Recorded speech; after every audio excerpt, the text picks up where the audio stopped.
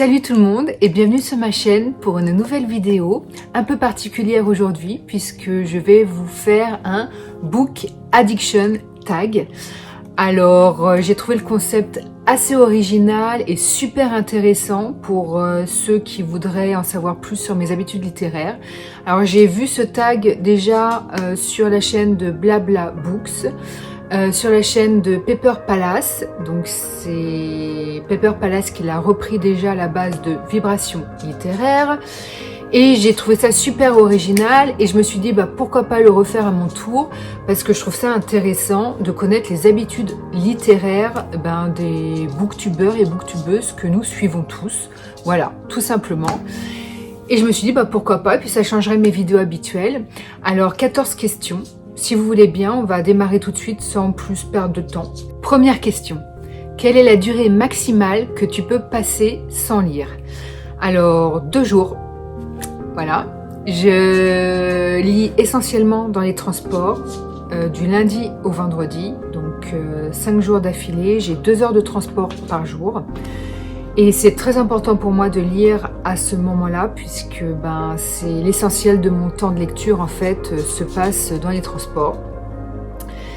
C'est le week-end où je vais avoir plus de mal à lire parce que déjà il faut savoir que le samedi est une journée très active pour moi entre les courses, le rangement, le matin je vais en centre-ville, enfin voilà, j'ai du rangement, des lessives, comme un samedi de corvée en fait si vous voulez, et du coup il suffit que le soir j'ai des amis à la maison, qu'on aille chez des amis, bon pas forcément en ce moment, voilà, mais il suffit que le soir je sois occupée et du coup je ne peux absolument pas lire, et le dimanche j'arrive plus à me prendre quelque temps pour bouquiner, mais voilà c'est difficile aussi, donc on va dire que c'est rare les week-ends que je passe sans lire, mais ça arrive qu'il y en ait quand même quelques-uns, donc je vous dirai 2 jours, sachant que je ne peux pas tenir plus, et il faut vraiment que je sois occupée pour ne pas lire, parce que vous voyez, c'est comme le sportif qui fait du sport tous les jours, si un jour il fait pas sport, il est en manque, parce que pour lui, ça lui a créé un besoin. Pareil, les gens qui boivent du café le matin et qui ont besoin de leur café pour bien commencer la journée, et forcément le jour où il n'y a pas de café, ils sont un peu comme ma mère en fait, quand elle boit pas le matin, elle est un peu irritable, voilà. Parce que le café c'est un besoin, ça fait partie du quotidien, et pour moi la lecture c'est pareil, si je ne lis pas, je ne suis pas bien, je vais pas jusqu'à aller dire que je suis irritable, mais voilà, c'est un besoin que j'ai, comme le sportif, comme le buveur de café, et j'ai besoin de ma dose de lecture quotidienne, voilà. Donc on va dire que la durée maximale que je peux passer sans lire, c'est 2 jours, mais pas plus. Deuxième question. Combien de livres emportes-tu avec toi où que tu ailles, que ce soit sous le format papier ou e-book? Alors pour ce qui est du format papier, j'en emmène toujours un avec moi. Si j'arrive à la fin du bouquin, j'en embarque un deuxième avec moi pour être sûr d'avoir le nombre qu'il faut, pour être sûr tout simplement d'avoir suffisamment de lecture avec moi. Je lis dans les transports en commun, comme je vous le disais dans la question précédente. Je lis dans les transports en commun 2 heures par jour et ça me fait environ, si je lis un roman, entre 50 et 70 pages. Donc si j'emmène un livre avec moi et qu'il me reste 20 pages à lire, je sais que je n'aurai pas suffisamment de lecture, donc du coup j'en embarque tout de suite un deuxième. Voilà, mais c'est pas plus de 2. Et pour ce qui est du format e-book, ça fait des mois que j'ai pas lu sur liseuse parce que j'ai un peu de mal avec le concept, même si c'est fluide, on a l'impression de lire un livre, j'ai aucun souci avec ça. Mais la liseuse pour moi c'est essentiellement consacré pendant les vacances. Voilà, ou alors quand j'ai vraiment des volumes, des gros volumes de livres, vraiment des pavés avec moi qui comptent 800 1000 pages, et là du coup je préfère les télécharger pour les avoir sur la liseuse afin ne pas choper une tendinite en fait, tout simplement, parce que ne rigolez pas, mais une tendinite à cause d'un livre, j'en ai déjà eu une fois, voilà, c'était avec la passe miroir d'ailleurs. Alors bon, j'exagère un peu parce que la tendinite, elle avait été aussi provoquée avec mon sac à l'époque que je portais et qui était très lourd. Et le livre qui a 600 pages, qui est assez lourd, Évidemment, je le tenais de la même main, donc le tout cumulé, forcément tendinite. Voilà, et c'est douloureux, et du coup, je ne veux plus réitérer l'expérience. Donc pour les gros livres et les vacances, c'est la liseuse. Et sur la liseuse, je dois avoir combien de livres? Peut-être une cinquantaine. Troisième question. Gardes-tu tous tes livres, donnés ou achetés, ou préfères-tu t'en débarrasser pour faire de la place? Alors, il faut savoir une chose, j'ai 40 ans, comme vous le savez déjà, je lis depuis que je sais lire, même avant, où je me contentais de regarder les images, à défaut de pouvoir lire. Donc ça fait pas mal d'années de lecture. Franchement, si je gardais tout, il y aurait des bibliothèques dans toutes les pièces de ma maison, c'est juste pas possible. Déjà, j'ai réussi à négocier avec mon conjoint un salon lecture, donc ma pièce à moi intégralement consacrée à la lecture avec toutes mes bibliothèques, sachant qu'il faudrait que je vous montre un jour, mais j'ai optimisé toute la place. J'ai même des bibliothèques sous les Velux pour être sûre de ne jamais manquer de place avec mes livres. Voilà. Négociation qui a été facile à mettre en place avec mon conjoint parce qu'il faut savoir que lui est fanat de musique et qu'il a sa propre pièce de musique. Voilà, donc du coup, chacun a sa pièce et c'est très bien comme ça, donc pas de discorde là-dessus. Et du coup, je préfère quand même me débarrasser des livres que je n'ai pas aimés. Alors pour ce qui est des livres qu'on m'a offerts, je les garde parce que c'est sentimental, parce qu'en plus, faut savoir que j'ai certains de mes amis qui me mettent des mots à l'intérieur super gentils. Donc ce sont des livres qui deviennent sentimentaux, donc ça je ne peux pas m'en débarrasser.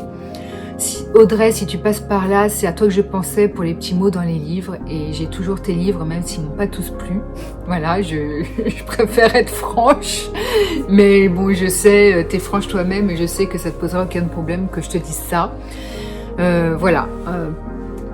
Et je ne me débarrasse pas non plus des livres offerts même s'il n'y a pas de mots à l'intérieur, tout simplement parce que ça me ramène à un souvenir en général qui est un très bon souvenir.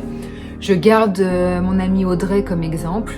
Un jour, on était au salon du livre et parce que c'est notre rituel tous les ans, c'est une amie que je ne vois pas souvent et quand je la voyais, c'était pour la journée du salon du livre de Paris.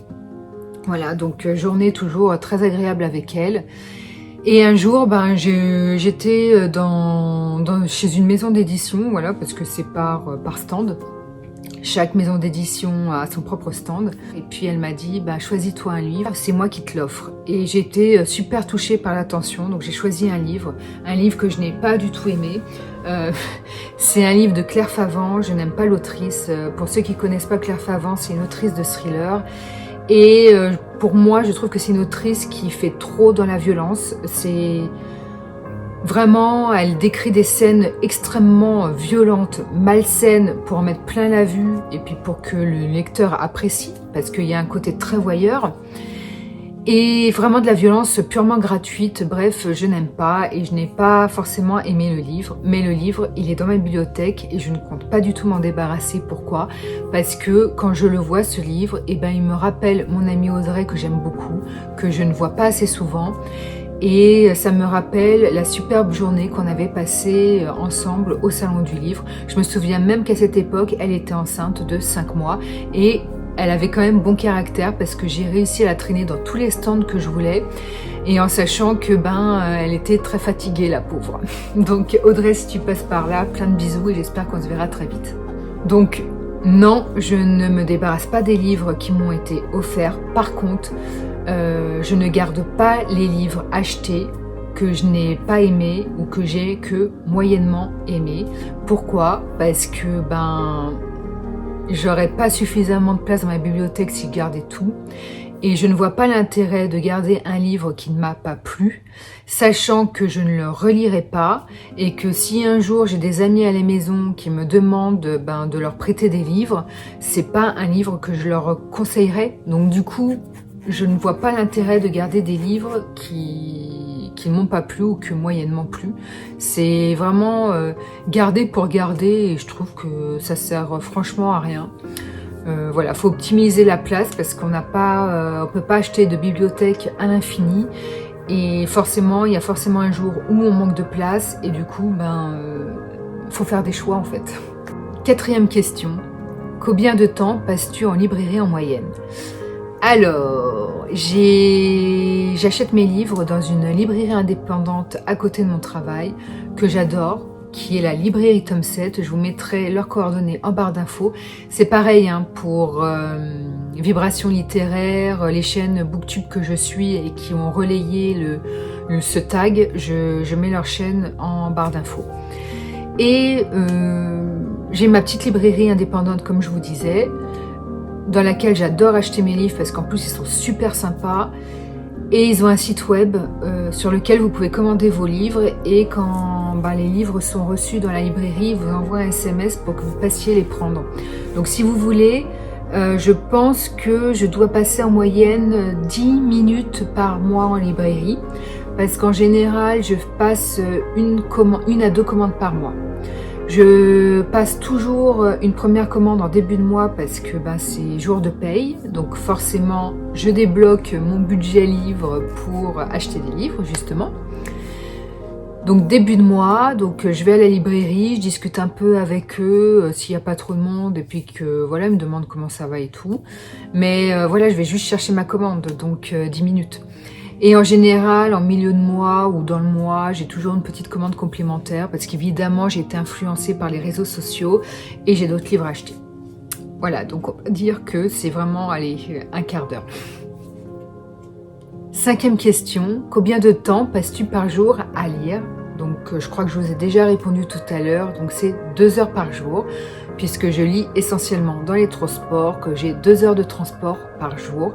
Et du coup, si je lis un roman, je lis entre 50 et 70 pages. Voilà, ce qui me permet quand même d'avoir une bonne moyenne, parce que je trouve ça pas mal, 50 à 70 pages. Si c'est du roman contemporain, parce que si c'est du young adulte ou du roman jeunesse, évidemment, souvent c'est plus aéré, écrit plus gros, donc une centaine de pages pour ça. Et le week-end, c'est comme je vous l'ai dit tout à l'heure, hein, soit je lis pas, ou si je lis, ça va être une petite heure sur les 2 jours, rarement plus. 6e question, à quel moment de la journée préfères-tu lire? C'est pas que ce soit le moment que je préfère dans la journée, mais c'est les transports du coup, puisque c'est le seul moment où je lis réellement des livres.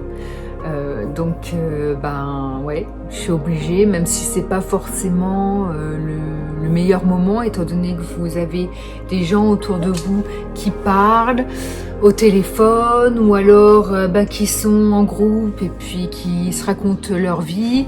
Donc forcément, c'est pas des conditions optimales pour lire, mais je suis dans ma bulle et puis souvent, je fais partie de cette minorité qui arrive à lire avec des écouteurs dans les oreilles en écoutant de la musique. Voilà. Donc, je fais partie de cette minorité qui arrive à se créer quand même une bulle. Voilà, donc j'ai une musique en arrière-fond, mais une fois que je suis dans le livre, je fais complètement abstraction de la musique. Donc je vais répondre forcément les transports parce que j'ai pas trop de choix, mais bien évidemment, l'endroit que je préfère, c'est mon canapé avec mon chéri à côté et mon chien devant la télé. Voilà, c'est mon endroit préféré pour lire. Pour la 7e question, je vais la mettre tout à la fin parce que vous comprendrez à ce moment-là pourquoi. Donc on va revenir à la 7e question, mais tout à la fin du tag. Du coup, on passe directement à la 8e question qui est « Amènes-tu souvent le sujet du livre dans une conversation ?» Question un peu difficile. Je pense que c'est surtout les autres qui amènent le sujet de la lecture dans la conversation parce qu'ils savent que je suis passionnée par les livres, notamment les amis. Donc, comme ils savent que c'est mon sujet de prédilection, s'ils veulent parler un peu avec moi ou on va dévier sur le sujet, mais si vous voulez, ce n'est pas moi qui aura forcément amené le sujet dans la conversation, c'est eux qui l'auront amené. Et une fois qu'on m'amène sur ce terrain-là, je peux vous dire que je suis vraiment intarissable et que je pourrais en parler pendant des heures. Mais ça équivaut pour tous les lecteurs et grands passionnés de lecture. Déjà, la 9e question, que ça passe vite. Quel est ton plus gros livre lu? Alors, sans aucune hésitation, je dirais Les Piliers de la Terre de Ken Follett, que je vous conseille à 10 000%. C'est du roman historique, mais alors, c'est une vraie merveille. On ne voit absolument pas le temps passer. Oui, c'est mon plus gros livre lu parce qu'il a plus de 1000 pages. Je crois qu'il en a 1100. en un seul volume et écrit tout petit. Donc pour être un pavé, là c'est vraiment l'énorme pavé. Mais voilà, j'ai juste regretté qu'il n'ait pas 2000 pages parce que c'est juste une merveille. C'est, oh là là, c'est riche en événements, ça vous apprend plein de choses, notamment sur le commerce, ça se passe au Moyen-Âge. Juste une petite longueur, les 50 premières pages. C'est tout. Une fois que le récit commence, vous êtes à fond dedans. Je l'ai lu le livre en 3 semaines, je ne le lâchais plus. Franchement, c'est vraiment une petite merveille. 10e question. Quel livre devais-tu avoir à tout prix? Alors, aucun, parce que dès que je veux un livre, eh ben, je me le commande de suite, en fait, quasiment. Si c'est vraiment un livre que je veux absolument, je me l'achète de suite. Du coup, on peut pas dire que j'ai recherché, parce qu'en fait, sur la question, il précise entre parenthèses, voilà, recherche en librairie, recherche sur Internet, harceler un auteur. Non, ça n'a pas été jusque-là. Et puis, même si demain, je recherchais un livre qui n'est plus vendu, qui est en rupture d'édition, il est hors de question que je harcèle un auteur pour l'obtenir, voilà. Il y a un livre que je voulais à tout prix, mais c'était pas pour moi, c'était dans le cadre d'un cadeau pour mon ex-conjoint, qui était un grand lecteur également et qui était un grand fan de Conan. Et une année, ils ont sorti des Conan en version cartonnée et en version brochée, en sachant qu'il y avait 2 versions. Pourquoi? Parce que la version cartonnée relevait d'une édition limitée. Donc qui dit limité dit une fois qu'il n'y a plus, que l'édition est épuisée, on ne réédite pas. Et il lui manquait un volume en édition limitée. Je crois de mémoire, si mes souvenirs sont bons, que ces Conan-là, c'était en 3 volumes ou 5 volumes, je sais plus. Et je crois que c'était 25 € le livre en édition limitée. Et c'était le même prix pour la version brochée, voilà. Mais du coup, évidemment, mon ancien conjoint voulait les éditions limitées qui étaient cartonnées. Donc je me suis dit que pour un anniversaire, je lui offrirais. Et j'ai réussi à la Fnac, parce qu'à l'époque, j'avais pas de librairie indépendante, j'achetais à la Fnac. J'avais réussi à tous les avoir, il en restait, sauf un. Et j'ai demandé à un vendeur si je pouvais le commander. Il m'a dit oui, vous pouvez le commander et tout. Et quand il a passé commande, j'ai trouvé ça bizarre parce qu'il n'y en avait plus. Et je me suis posé la question, c'est bizarre, à mon avis, il est en rupture. Je ne comprends pas qu'il puisse me le commander alors qu'il n'y en a plus en rayon. Bon, bref. Donc je lui ai demandé confirmation en disant, on parle bien de l'édition limitée, la version cartonnée. Vous êtes sûr que c'est ça que vous êtes en train de me commander? Il m'a fait oui, soyez assurés et tout. Sauf que non, quand j'ai reçu la commande, le livre qui me manquait était en version brochée, donc la version non limitée. J'étais dégoûtée, du coup je l'ai ramené à la Fnac pour un remboursement parce que je pouvais pas commander l'édition limitée vu que elle était plus éditée. Et là ça a été le parcours un peu du combattant. Bon, j'ai trouvé suffisamment vite quand même. Je suis rentrée chez moi et j'ai réussi sur Internet à trouver le volume qui me manquait en occasion et en parfait état. Et forcément, je l'ai payé beaucoup plus cher que neuf, puisque la personne qui le vendait savait déjà que il n'y avait plus de stock et que elle pouvait se permettre de le vendre plus cher et qu'elle le vendrait plus cher, puisqu'il y aurait forcément des acheteurs comme moi pour l'acheter pour un cadeau. Voilà, donc mon ex a été super ravi, donc bon. Ça valait le coup quand même d'essayer de lui récupérer le volume manquant. Mais voilà, donc c'est le seul livre pour lequel j'ai fait des pieds et des mains, pour ainsi dire, pour réussir à avoir le format que je voulais. Maintenant, pour moi particulièrement, non. J'ai toujours eu les livres que je voulais en fait. Question 11. As-tu déjà lutté pour finir un roman car tu refusais de l'abandonner? La réponse est absolument pas question. J'abandonne vite quand le livre me plaît pas, parce que je pars du principe que la vie est courte et qu'on n'aura pas assez d'une vie entière pour lire tous les livres qui sont sortis. Du coup, il faut sélectionner et il ne faut pas perdre de temps, donc moi je dis next. Ça m'est arrivé avec 50 nuances de Grey. J'ai lu 10 pages de ce livre. En fait, les livres que j'abandonne très vite au bout de 5-10 pages, c'est juste parce que je n'adhère pas à l'écriture ou à la traduction. C'est ce qui s'est passé par exemple pour 50 nuances de Grey, parce que j'avais l'impression, à cause de la traduction, de lire un Twilight pour adultes. Ça m'a déplu, c'était vraiment, enfin, pas une traduction de belle qualité, je trouve que c'était pas forcément bien traduit. Et voilà, pas qu'il y ait eu forcément des fautes de grammaire, des fautes d'orthographe ou des fautes de traduction. C'est juste que l'écriture me plaisait pas et du coup ben, je l'ai arrêté. Et ça a été le cas aussi pour d'autres. Voilà. Alors il y a des livres où j'ai essayé de tenir le coup, mais quand il y a trop de longueur ou quand j'arrive pas à rentrer dans le livre, je l'abandonne. Donc en général, max au milieu de livre, le livre est abandonné. Question 12. Quels sont tes 3 plus importants objectifs littéraires pour cette année 2021 ? Alors, je n'ai pas l'habitude d'avoir des objectifs parce que je n'aime pas les contraintes et pour moi, avoir un objectif, c'est forcément une contrainte. Donc, dans n'importe quel domaine, hein, même dans ma vie perso, je ne supporte pas les contraintes, c'est comme ça, c'est lié à mon éducation et les contraintes et moi, ça fait deux entités bien distinctes, bien différentes et bien opposées. Je ne peux juste pas les contraintes.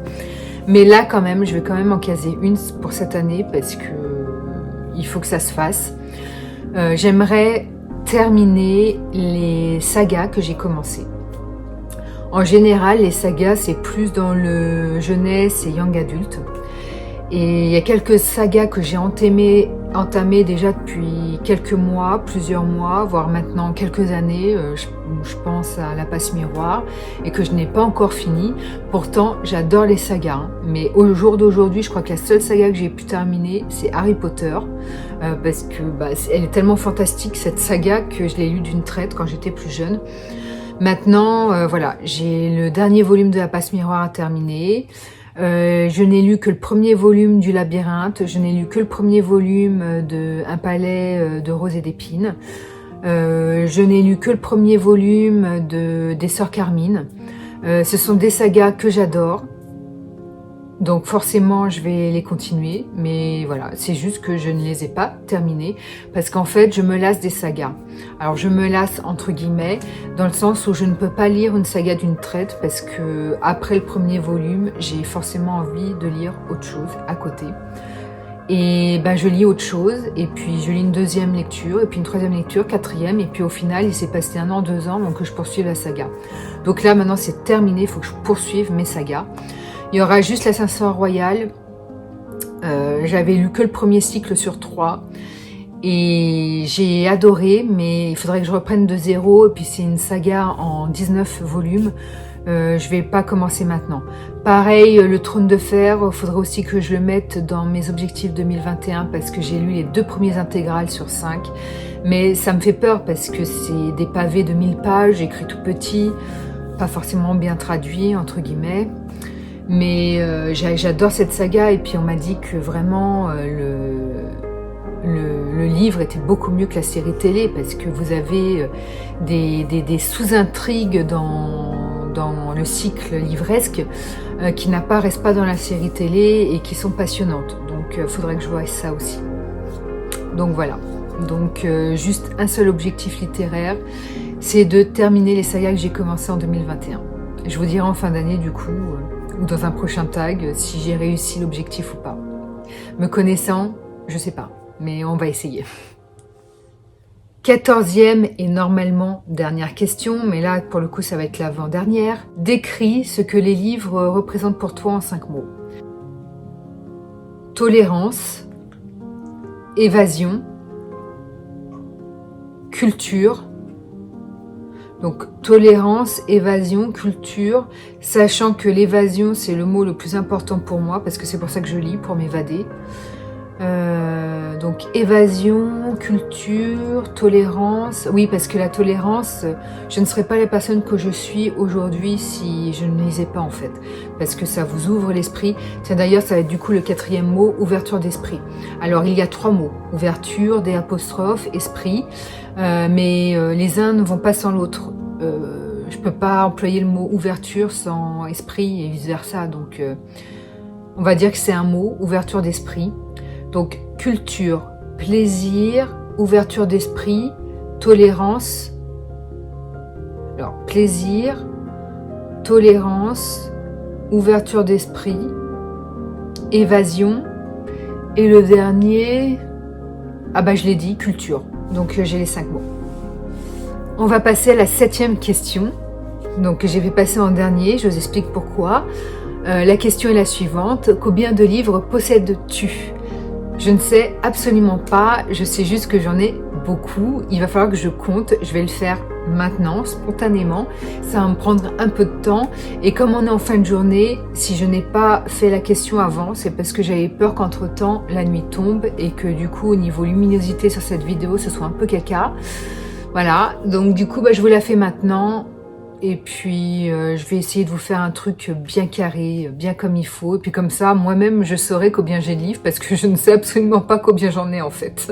C'est ça le truc.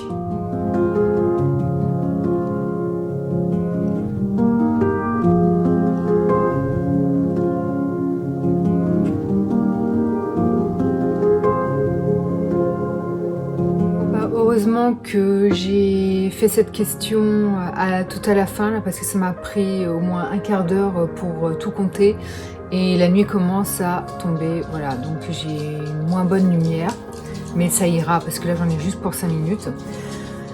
Alors, je n'ai pas compté les livres de mon conjoint parce que mon conjoint dans mon salon de lecture, il faut savoir que je lui ai autorisé une bibliothèque. Il lisait beaucoup sur papier pendant plusieurs années et puis là il est carrément passé à la liseuse intégralement. Il n'achète plus de livres papier. Voilà, donc ce qui lui restait de livres papier, c'est la bibliothèque que vous voyez un peu derrière moi là. Voilà, juste là. C'est sa petite bibliothèque, enfin petite. Ça va, hein, il a quand même de l'espace et j'ai tout condensé dedans. Voilà, donc je ne sais pas combien il en a et comme ce ne sont pas mes livres, on ne les compte pas. Pareil, je n'ai pas compté non plus mes livres de cuisine et mes livres de déco. J'ai pas grand chose, hein, ça doit être une vingtaine de livres, mais je les ai pas comptés parce que c'est pas des romans, c'est pas des graphiques, c'est pas des mangas, bref. Donc, pour ce qui est des livres lus, on est bien d'accord, pour les livres lus, j'ai 734 livres, donc romans. Récits, ce que vous voulez, enfin voilà, c'est hors graphique. J'ai 734 livres qui ont été lus dans mes bibliothèques. 63 mangas lus, donc ça peut paraître peu, mais je découvre les mangas depuis 1 an et demi, 2 ans à tout casser. Ça fait vraiment 1 an que j'en lis beaucoup. Et au niveau graphique, donc roman graphique, bande dessinée, comics, j'en ai 92. Ah, j'ai mon conjoint qui rentre. Le tout, 889 livres lus. Pour ce qui est de ma pile à lire, 260. Je pensais pas avoir un si gros chiffre au niveau de livres qui me restaient à lire. J'en ai 260, donc c'est juste énorme. Et en sachant que je fais des traits réguliers dedans. Bon bref, c'est comme ça. Je vais la laisser telle quelle. J'ai une bibliothèque juste pour un pile à lire. Donc le tout, je possède 1149 livres. 1149, c'est juste énorme. Donc vous comprenez maintenant pourquoi je fais des tris et que je ne garde pas les livres qui m'ont pas plu. Alors, c'est... Sinon j'en aurais trop. Donc voilà, c'en est terminé de cette vidéo. J'espère qu'elle vous aura plu. N'hésitez pas à refaire ce tag si vous avez une chaîne, parce que je le trouve super intéressant, super original. Et je trouve que ça permet de bien connaître, en tout cas d'en apprendre plus sur les habitudes littéraires des gens que vous regardez en vidéo. Et j'espère justement que grâce à cette vidéo, vous en aurez appris un peu plus sur moi et mes habitudes littéraires. Et puis n'hésitez pas à liker, à vous abonner et puis à continuer à regarder ma chaîne. Voilà, si celle-ci vous intéresse. Sur ce, je vous dis à bientôt pour une nouvelle vidéo. Bye.